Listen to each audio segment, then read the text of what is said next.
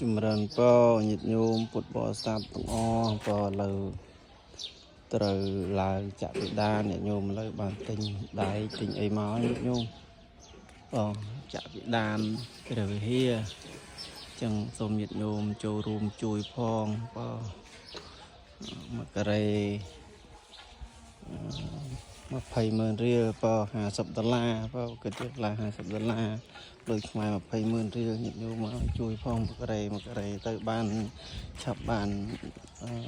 ចាក់ពិដានចាក់ឡងសេព្រះវិហារញាតិញោមនៅកំពុងតវ៉ៃ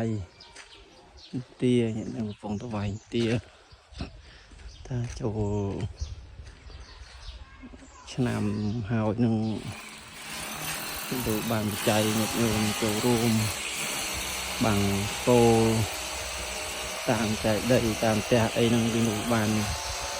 បច្ច័យយកមកចាក់ពីដានព្រះវិហារញាតិញោមកំពុងទៅរៀបចំជាងកំពុងទៅរៀបចំវាយក្តារវាយក្តារគុំដើម្បីចាក់វិដានព្រះវិហារញាតិញោមចឹងសូមញាតិញោមមេត្តាចូលរួមផងមកការ៉េ$50 20000រៀលញាតិញោមចូលរួមតាមសទ្ធាញាតិញោមណាបើមិនបានមកការ៉េអីតាមសទ្ធាញាតិញោម10000 20000ក្តី4 30000ក្តី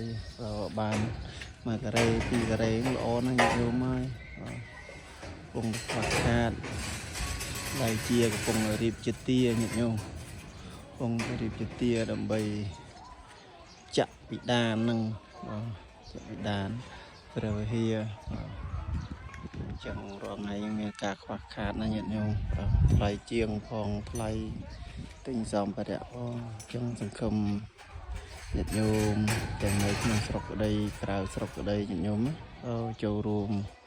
កសាងព្រះវិហារនៅវត្តក្រាំងស្លាឃុំរោងតម្រៃ